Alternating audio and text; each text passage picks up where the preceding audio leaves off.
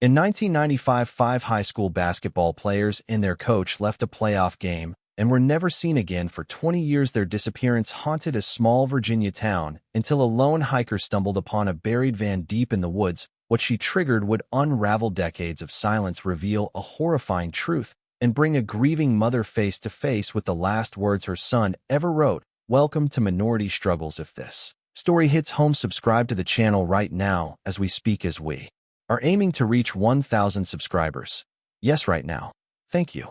Now let's begin. The gym at Jefferson High was on fire that night, not literally, but with sound sweat and stomping feet. The Knights had just pulled off a last-second upset in the regional playoffs, beating Charlottesville by 2 points in the final seconds. The crowd had gone wild. Horns blared, pom-poms shook. The team lifted each other in a huddle of laughter and exhaustion under the flickering scoreboard. It was 1995, and everything about the night felt bigger than it was. Music louder, future brighter, air thicker with teenage invincibility. Coach Reuben Shaw clapped his players on the back as they grabbed their duffel bags. The old man didn't smile often, but tonight he allowed himself a small one. His boys have played their hearts out. No fights, no texts, just clean, hard basketball. He'd been coaching for 20 years, and this team, this exact group, felt like something special. They had grit, they had heart, and for a few of them, like Jeremiah Price, maybe even a shot at something bigger. By 10:05 p.m. the van was packed. It wasn't a fancy bus, just the school's aging Navy Ford club wagon. Shaw drove like he always did, not trusting his sub to handle his kids. Marcus Tate rode shotgun, long legs folded tight. In the back were Jim Price, Darnell Wilkes, Deion Knox,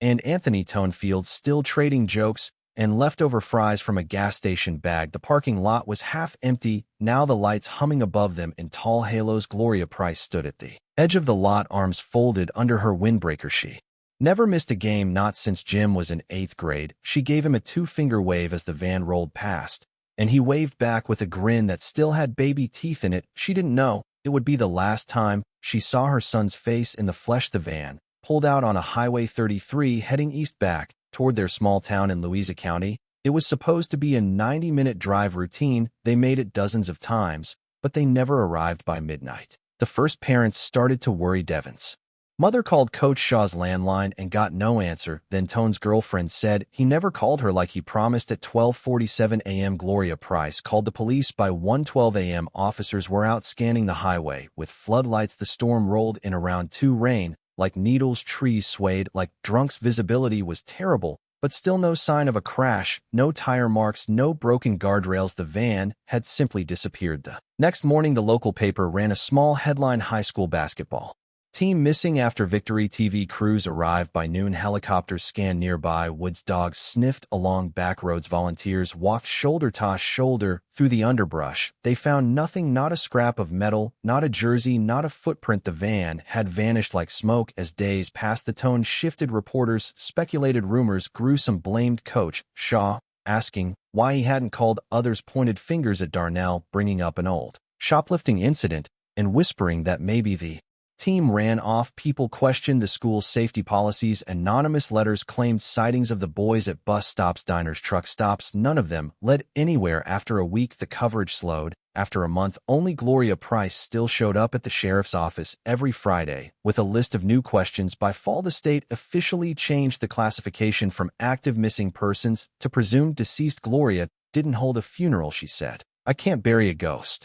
The town slowly moved on, or at least pretended to. The Knights forfeited their next season. A new coach came, new banners went up in the gym. A photo of a 1995 team remained in the trophy case by the front office, covered eventually in dust and sun fade. But for those who knew the boys, who remember Marcus' quiet loyalty, Devon's ridiculous dance moves, Tone's sleepy grin, it never really went away, especially not for Gloria. She kept Jim's room exactly as he left it, posters on the wall, homework half finished-ish, dirty socks still in the corner. Every year on his birthday, she wrote him a letter. Every Christmas, she lit a candle in the window. People pitied her at first, then avoided her, then forgot. But she didn't stop looking. She kept every clipping, every tip, every map. She even hired a private investigator in 2004 with her tax refund. He quit after 6 months. Too cold, he said, too long gone, and still she hoped, because until someone showed her her boy's body, until someone could explain how 5 People, a van, and a dream could disappear into nothing. She refused to believe that was the end. Then one quiet fall morning, 20 years to the month after the team vanished, a woman named Lydia Vegas set off alone on a photography hike in the Pine Hollow Preserve 70 miles northeast of where the team was last seen. She had no idea that just a few steps off trail under a layer of moss and brush, a piece of rusted metal waited to change everything. The trail wasn't even on most maps. Pine Hollow Preserve was a messy patch of federal forest land, no real visitor center, no restrooms, just trees, cliffs, and silence. Leah Vega liked it that way. She came out here to breathe, to walk, to escape people asking why she quit the EMT job, why she lived alone, why she never stayed in one place for long. It was late October, and the leaves had already started to fall. The air smelled like pine needles and cold dirt. Lydia hiked with a small camera, a thermos of coffee, and no plan. That's when she noticed it, a sliver of metal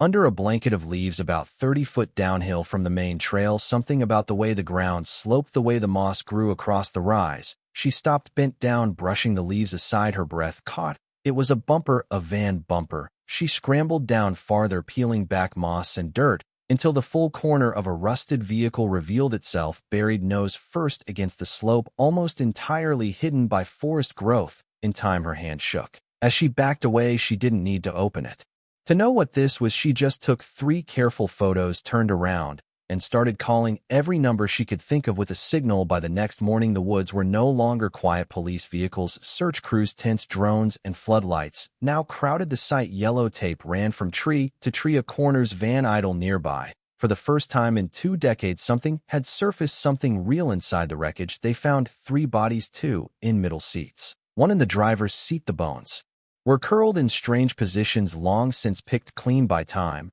and weather uniform fragments still clung to one of the skeletons in the back row. A medallion reading Coach Shaw was found near the driver's side footwell. The van had clearly rolled, but not off any marked road. It sat too deep into the woods. Investigators speculated it had been driven off-road deliberately, maybe by force, maybe while trying to escape something, but none of that explained how it had remained hidden for 20 years. No sign, no clue.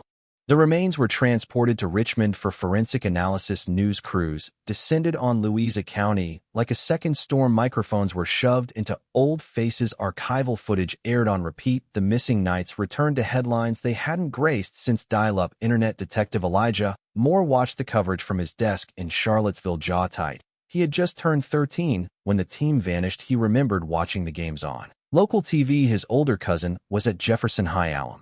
Everyone talked about Jim Price, about the team's shot at state the night they disappeared. Elijah remembered his mother whispering, "Not again."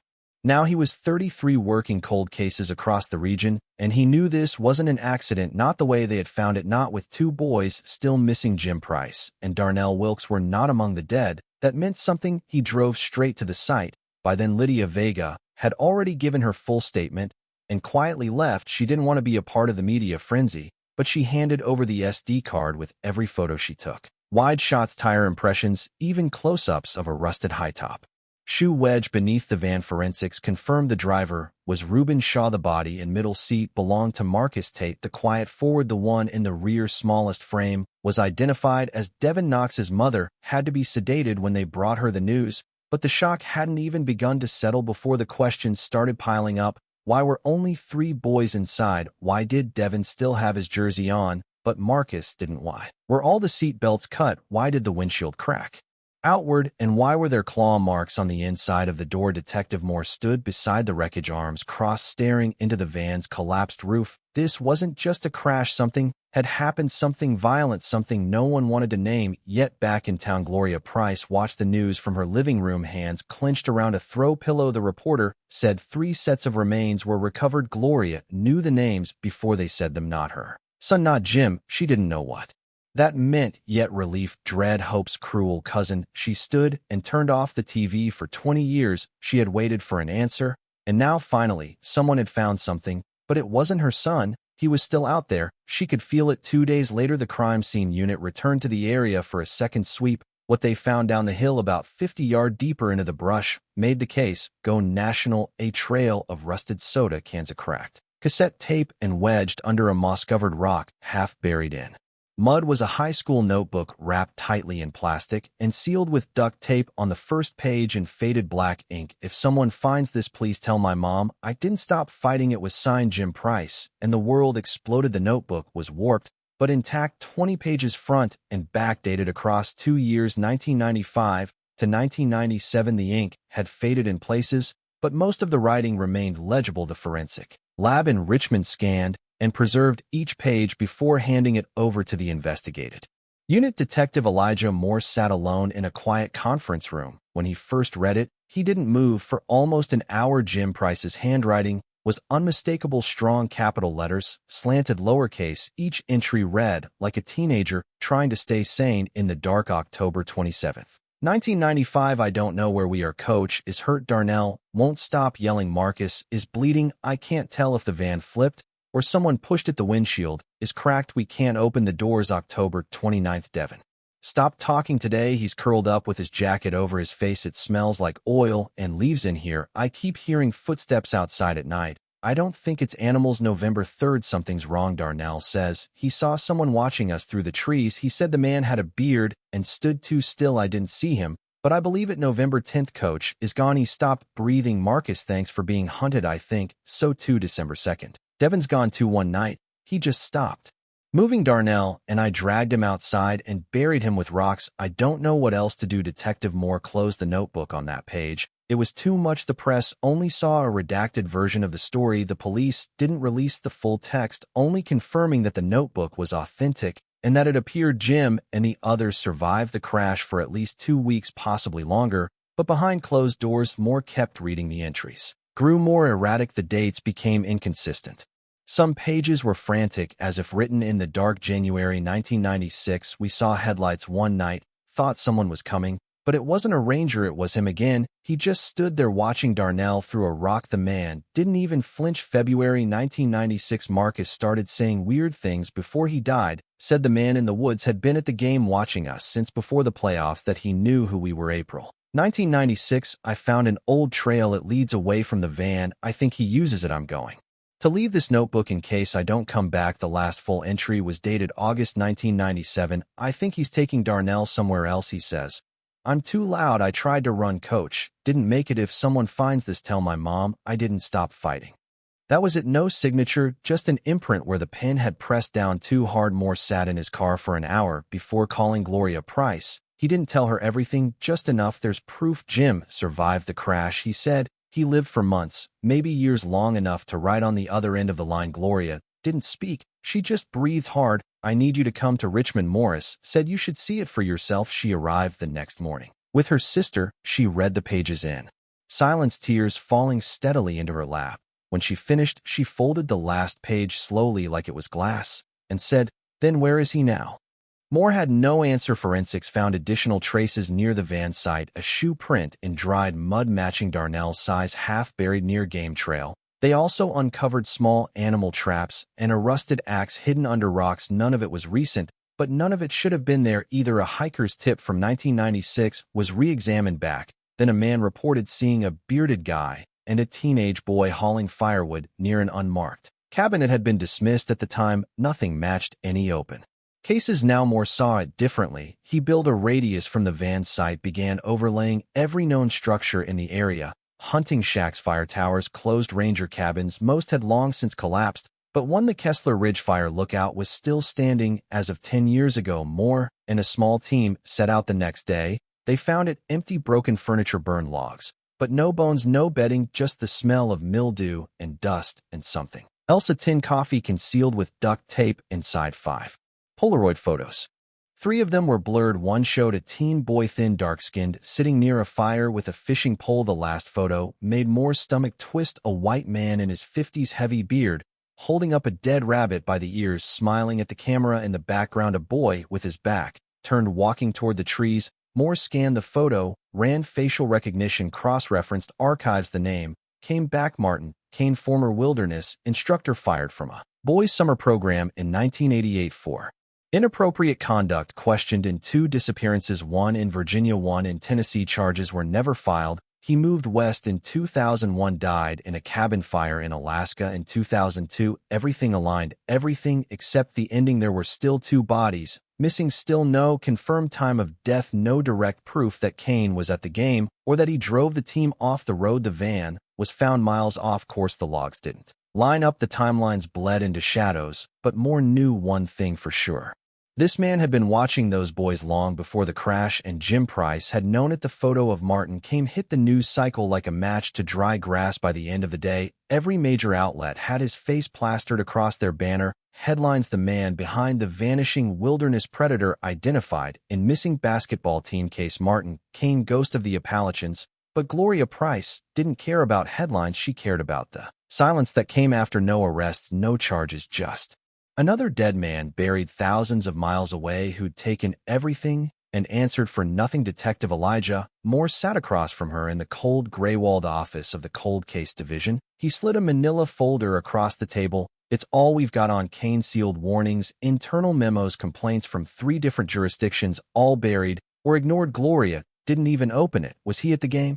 She asked. Moore nodded slowly. We believe so. A photo from a local paper shows him standing in the background near the bleachers. He wasn't on any staff list, didn't work for the school, but he was there. Gloria clenched her jaw watching them. Yes, she didn't speak for a long time. Then she said, I want to go up there where the van was found. Moore hesitated. It's not safe. The terrain's still active, and we haven't cleared every structure, but when it's secure, I'll take you. That promise sat in the air like a thread. Back in the field, Moore's team pressed deeper into the woods surrounding the van's site. They combed every slope, every ravine, every deer path. Then they found something strange near the far ridge. A retired ranger station, long thought collapsed, was discovered still standing, just hidden under heavy brush and brambles. The roof sagged, the windows were shattered, but inside was evidence that someone had lived there. Old soak-in strips of blanket nailed over vents, a child's drawing, aged and curled, showing 5 stick figures holding a basketball. One of them had an X drawn over its face. Moore stood in the doorway, flashlight scanning the room. He kept them here, he said aloud. The team collected everything, packed it into evidence bags, documented it.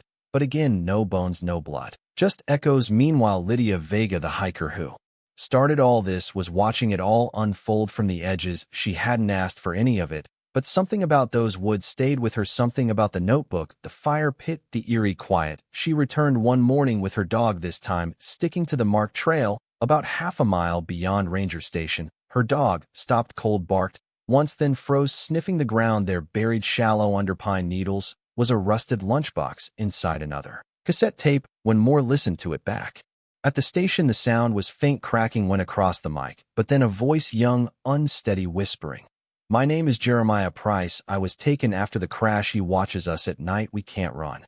Coach tried, and the tape cut out in static. More rewound, heart pounding, played it again. Same words, my name is Jeremiah Price. It was proof, not just that Jim survived the crash, but that he was taken, moved, possibly alive, months after the van was buried. That same week, a new witness came forward. His name was Randy Pierce, retired janitor, 71, lived on the outskirts of town in a small trailer. Said he'd been afraid to speak up back then. Said he didn't trust the police at the time he sat in front of. More hands shaking as he held an old photo. I saw that man, Randy, said, the one in the news. Kane, where school parking lot day before the team left. He was arguing with one of the boys. Big one, loud voice. The kid said, You're not supposed to be here. Kane said, You promised me. Moore leaned in. Which kid? I think it was Darnell. Moore's stomach dropped. The next morning, Moore reopened the original case files, looked through every detail the old investigators had dismissed. Buried in a handwritten interview was a note. Girl claims boyfriend made strange call from pay phone night of disappearance, says he sounded scared. The girl's name was Nina Carter, now married, living in Roanoke. Moore found her working at a daycare center. When he asked about the call, she didn't hesitate. It was tone. She said, He called me that night from some pay phone. I remember, because he said he didn't have long. He just said, if anything happens, look into that guy at the gym. I asked who. He said, the one who talks to Darnell after practice.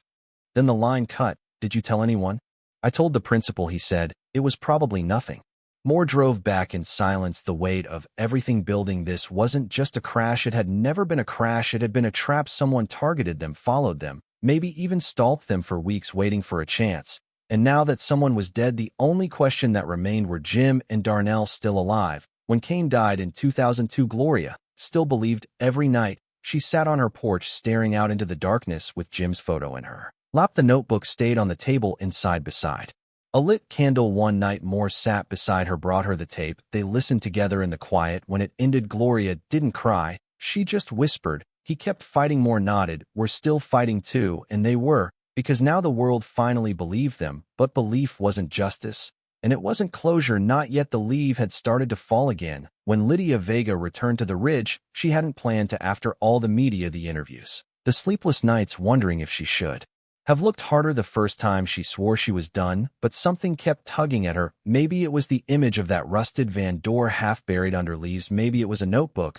Maybe it was Jim's voice on that tape, broken and whispering like he wasn't sure anyone would ever hear him this time. She brought her dog Milo and borrowed a friend's old search and rescue GPS unit. She followed the same trail from 6 months earlier, then veered off through thick underbrush back to the slope where she'd first spotted the van. The yellow tape was gone now. The trees were quiet again, but something in her gut told her there was more. Milo stopped suddenly. His ears perked up. He sniffed the air, then darted left through a cluster of pine. "Well, Milo," Lydia called, shoving through branches to follow. She found him standing beside what looked like a collapsed fire pit, just a ring of blackened stones and a pile of old ash. At first it didn't seem like much, then she spotted it, a dented shoebox half buried in dirt beneath a log. She dropped her knees and pried it free. The lid was sealed with ancient duct tape cracking at the edges. Inside, wrapped in a trash bag, were old clothes stiff with time and dampness, a cracked Walkman with batteries long corroded, and something wrapped in a Ziploc bag. It was another notebook, but this one was different, thinner, water damaged. She didn't open it. She hiked back to the ranger station and handed it directly to the first officer she saw. Within 2 days, the case exploded again. Inside the notebook were 6 pages, all written in the same hand, Jim Price's hand. The entries were harder to read than the last, stained and faded, but they were dated June to August 1997. Still alive. "We're not in the van anymore. He moved us. Said too many people getting close. Darnell fought and got hit. He's okay now, but won't talk." Another entry followed 2 weeks later. "He calls at his camp. Says we should be grateful. Says I'm difficult. Tells me Darnell is obedient. I don't believe him." The final entry, dated August 18th, 1997, read, "He says he's taking Darnell somewhere else. I think he's trying to split us up. I don't know why. I don't trust him. If someone finds this, tell my mom. I didn't stop fighting. Please don't let them forget us." That line hit like a gut punch. Moore read it over and over again alone in his office. The notebook was authenticated, no doubt. It was Jim's. The contents matched his previous journal. The timeline aligned. The psychology aligned, but more importantly, it confirmed the worst. Martin Kane hadn't just crashed the van. He had hunted them, moved them, held them, split them apart. The FBI was officially brought in. A manhunt was reinitiated despite Kane's known death. In 2002, his last known location was a cabin in southeast Alaska that had burned in what was ruled an accident. No remains were ever recovered, only assumed. But now that assumption no longer seemed acceptable. A forensic sketch artist worked with multiple witnesses to recreate Kane's face based on old-school footage and Lydia's photo. The sketch was distributed nationwide. Meanwhile, the area around Pine Hollow was scoured again. This time, they went deeper using cadaver dogs and ground-penetrating radar. The search crews located an old root cellar nearly a mile from the fire pit. It had been camouflaged under years of growth, sealed with boards and rocks. Inside were more gear, and on the far wall, edged into the concrete with something sharp, were names: Jim, Darnell, Marcus, Coach, each one carved carefully, as if it mattered that they'd be remembered. But no remains were found, no signs of recent life, only ghosts. The public was torn. Some believed Jim had died out there, his body never found. Others believed he had escaped, maybe even lived under another name. A few wild theories claimed he'd gone vigilante and was hunting other predators. Most dismissed those as fantasy. But for Gloria Price, the truth was clear. "My son was strong," she told the news cameras. "He lived 2 years after they said he was dead. He protected his teammates. He fought back. That's who he was." The story went viral again. Hashtags flooded social media. Candlelight vigils were held outside Jefferson High. Old teammates, classmates, teachers all came forward with memories. "I remember Jim staying late to help Coach Shaw clean up. I remember Darnell giving his lunch to another kid. Once I remember Marcus writing poems in the margins of his math book." They weren't just victims anymore. They were boys' sons, brothers, real. The state held a formal hearing to declare Martin Kane the primary suspect. His Surviving relatives refused interviews. His cabin in Alaska was re-examined, the fire report re-reviewed, but still no physical proof he was dead. The case was technically closed, ruled an abduction homicide, but everyone knew it wasn't really over, not for Gloria, not for Elijah, more not for the two boys who were still out there somewhere, lost, buried, or alive. Jim's final words stayed with Moore as he drove back from the forest that last day. I didn't stop fighting, he thought, a notebook, the fire pit, the Walkman, the names on the wall, and he realized they had never stopped fighting, either, all of them, in every way they could, from inside a van, from the woods, from the dark. Now it was up to everyone else not to let that fight be forgotten. The state closed the case on a Thursday morning in December. It wasn't an event, there was no courtroom drama, no breaking news banner, just a sealed file signed off by the Virginia Attorney General officially, declaring the Jefferson High vanishing and abduction homicide involving multiple victims. Martin Kane was named the sole suspect posthumously. The language used was clinical, presumed deceased, unrecoverable remains, primary perpetrator believed deceased, in unrelated incident. 2002 Detective Elijah Moore read the final report alone in his office. He stared at the last page where the conclusion was typed neatly above a red stamp that read closed. He didn't feel closure. Two boys were still missing. No one would be arrested. No one would be held accountable. There would be no trial, no cross-examinations, no moments where the truth would be shouted in a courtroom and echoed in silence. Just a man long dead, a trail long cold, and a community left wondering how 5 promising young lives have been stolen. In silence, Moore took the folder and drove to Louisa County. He didn't call ahead, just knocked on Gloria Price's door. That evening, the last bit of sunlight curling behind him like smoke, she opened the door. Slowly, her shoulders thinner now than they've been months ago, but her eyes still locked onto his with steel. Is it done? She asked. Moore nodded. They closed it today. Gloria stepped aside, and he walked in. The house hadn't changed. Jim's photo was still on the mantel, the candle beside. It was new. He set the folder on her kitchen table. She didn't reach for it. I brought the original notebook, Morris said, the second one still in evidence. But I wanted you to have this. He pulled it from a padded envelope, worn, water damaged, folded from weeks of being read and reread, but still whole. She took it like it was made of glass. He wrote this while they thought he was dead, she whispered, thumbing through the pages. He kept it safe, kept it hidden, and no one heard him or sat across from her, there listening. Now she shook her head. Not enough. Then she stood, went to a cabinet, returned with a small cloth bag from it. She pulled out Jim's basketball jersey, number 3 navy and gold, the seams fraying at the shoulders. I've kept this since the day he disappeared, she said. I never washed it, never folded it, just waited. Moore's throat tightened. There's something else you should see, he said quietly. He reached into his coat pocket and pulled out a photograph. It was taken just last week, a new photo of the Jefferson High Gymnasium, renovated, polished, hardwood, new lighting, and on the far wall, mounted under glass, a new edition, a framed photo of the 1995 team coach, Shaw, Jim, Marcus, Devin Darnell, and Tone, all lined up in their game uniforms, arms around each other. Below it, a bronze plaque. They never gave up, neither did we. Gloria ran her fingers across the photo like it was a face. Your son's jersey is retired now, Moore added. It hangs in the rafters. She didn't cry right away. She just stared. Then softly, almost too quietly to hear, she whispered, he made it matter. Moore left her there in the silence, holding the photo and the notebook, surrounded by the ghost she refused to let be forgotten. Outside, the wind rustled through the branches. Somewhere a porch light flicked on the town of Louisa, moved forward like it always did. But that house, that woman, held on a time differently. 2 weeks later, a candlelight vigil was held in the new gym. Students who hadn't even been born when the team vanished stood shoulder to shoulder with parents, teachers, and former teammates. Coach Shaw's daughter spoke. So did Lydia Vega, who had flown in from North Carolina. Moore stood in the back watching as Gloria took the stage last. She didn't speak long, just a few words. My son wasn't lost, he was taken, but he never gave up. He fought every day, and he left proof behind. That's who he was. Not a victim, not a ghost, a fighter, a boy with a jersey, and a mother who still believes he's out there somewhere waiting to be heard. When she stepped down, the room was silent.